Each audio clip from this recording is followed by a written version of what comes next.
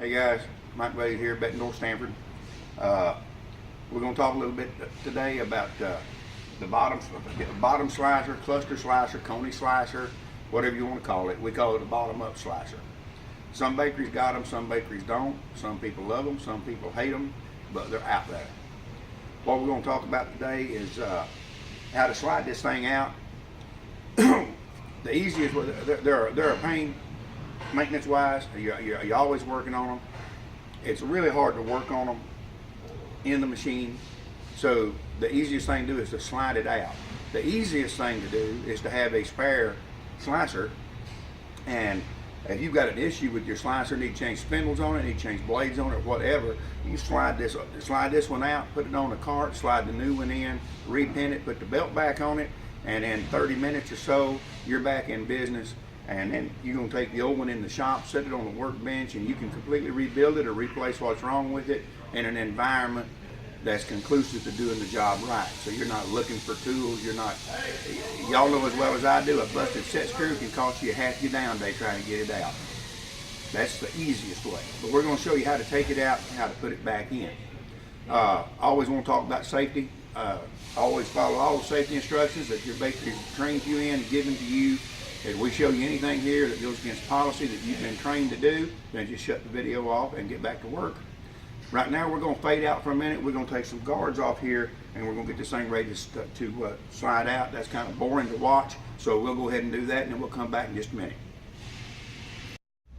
All right guys, now we back. We have taken the guards off. We've locked it out, tagged it out. No way it can start on us here.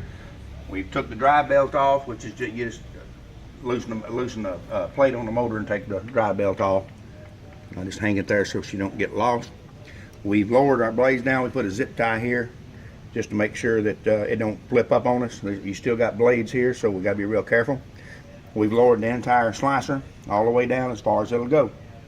Now all we got to do is take the shoulder bolt out and pull it out.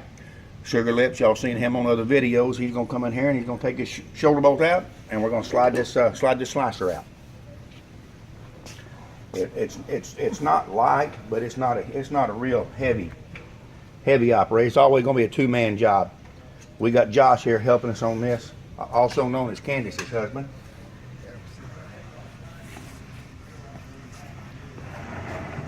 So she slides right out, and I'm gonna get a cart over here so I can set it on the cart.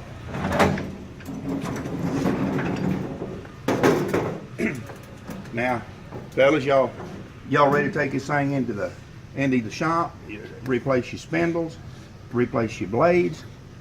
Another little thing, we haven't put it on this yet, but if you put your set collar on each side of that blade, when you need to change that blade, you can take it right straight back in the same place, that exact same place it was, and when she goes in, it'll go the same way. You can replace your spindles. We don't, we can rebuild this entire unit here in a couple of hours, replace all the bearings and everything in it, and slide it back in. Once again, if you get hung up on a down day, anything can mess you up, and you're down there trying to fix it. If you just got a replacement unit to slide in, they're ready to go, and you can rebuild this at any time you want to during the week.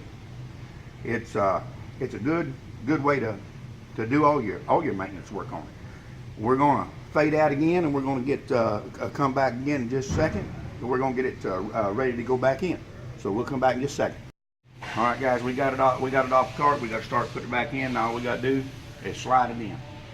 And we do make a little cart we can push up there that lines everything up and pull it back on. We didn't have one laying around right now. Now we got to put a shoulder bolt back in, and that shoulder bolt will locate everything exactly where it was.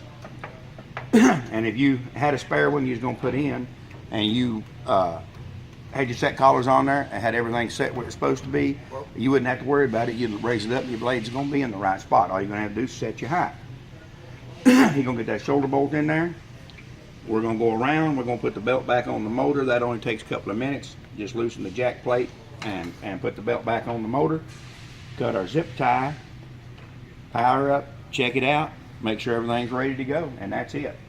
So I hope you get something out of this. If there's not one of these in your plant, you don't need this video, but we'll slide on out. You guys work safe, work smart.